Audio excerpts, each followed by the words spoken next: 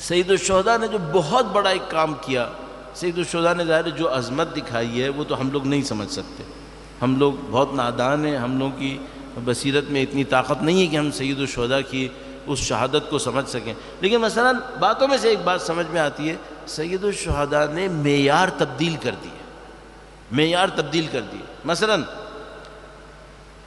اگر میں آپ سے کہوں کہ ایک لشکر دو لشکر ٹکرائے، اس لشکر کے سارے مرد چلے گئے، کوئی نہیں بچا، اس لشکر کے تھوڑے سے لوگ مرے، باقی یہ لوگ ان کو زیادہ نقصان نہیں ہوا، آپ اگر ہار جیت طے کرتے تو کس کو ہار کہتے، کس کو جیت کہتے؟ تو آپ ظاہر ہے اس کو کہتے کہ بھائی جس کے بندے بچ گئے وہ جیت گیا، صحیح ہے۔ سید الشہداء نے یہ سارے معیار تبدیل کر دیے۔ سید الشہداء نے ہمیں یہ سکھایا کہ دیکھو ممکن ہے کہ تمہارا لاشا پامال ہو لیکن جیت تمہاری ہو، یہ سید الشہداء نے ہمیں سکھایا۔ اچھا، اب ہمارے معاشرے کے اندر ایک مشکل ہے، ایک بندے کو سوچنا جو کسی نہ کسی طریقے سے مکاری ہوشیاری کر کر کے پیسہ کما لیتا ہے، اور ایک بندے کو سوچنا جس کو مکاری نہیں آتی، بے وفائی نہیں آتی، دھوکے بازی نہیں آتی، وہ زیادہ پیسہ نہیں کما پاتا۔ ہمارے نزدیک کامیاب کون ہے؟ ختم۔ اللہ کے نزدیک یہ کامیاب ہے؟ کنفرم نہیں ہے۔ آپ ہمیشہ اپنی زندگی میں ایک کام کر سکتے ہیں، ہمیشہ اپنی زندگی میں سوچتے رہیں کہ ایسا نہ ہو دنیا کی کامیابی مجھے دھوکہ دے دے، یہ ہمیشہ سوچتے رہیے گا۔ کیوں؟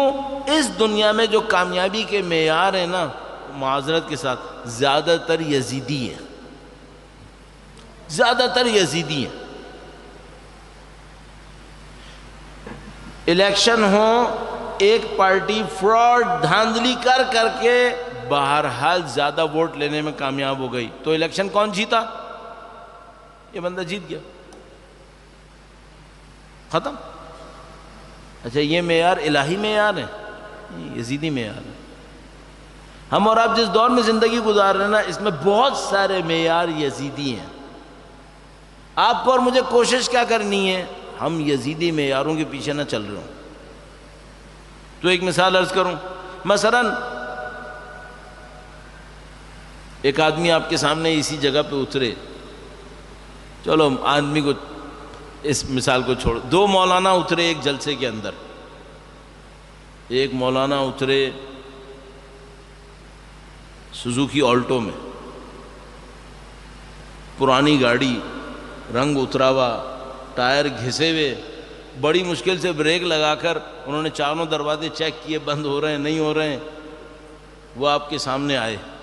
یہ ایک مولانا آئے، ایک اور مولانا آئے لینڈ کروزر میں، ان کے اترنے سے پہلے گارڈ اترے، دروازہ کھولا، ادھر ادھر دیکھا، شان جناب۔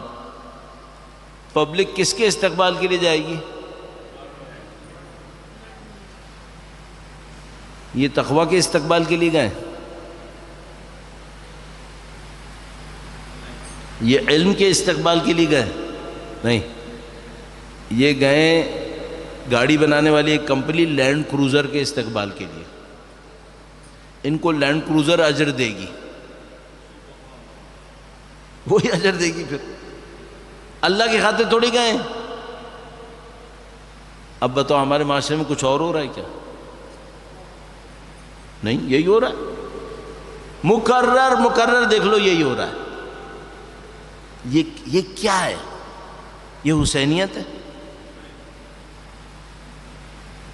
ہم لوگ اتنے مصائب سنتے ہیں، مصائب پڑھتے ہیں، بالکل حق مصائب کے، مثلا مولا بازار میں تشریف لائے، ان کے ساتھ دشمنوں نے کیا کیا ہوا تھا، صحیح ہے؟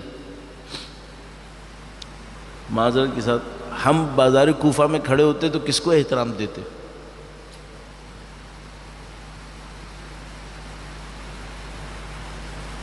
یہ نتیجہ ہے غلط ثقافت پہ چلنے کا۔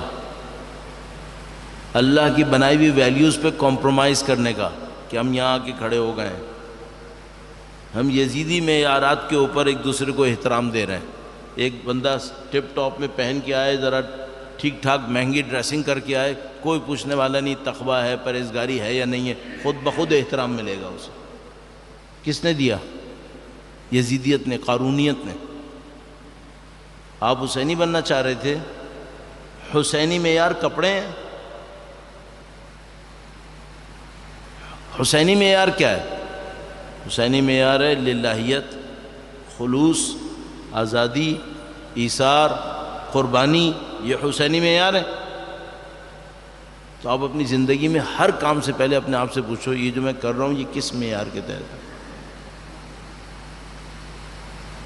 آخری جملہ عرض کروں, آپ کو اپنی زندگی میں کچھ کرنا ہے, الحمدللہ رب العالمین بہت کچھ کر چکے ہیں پازیٹیو, اور کرنا چاہتے ہیں, امانت داری بڑھائیں.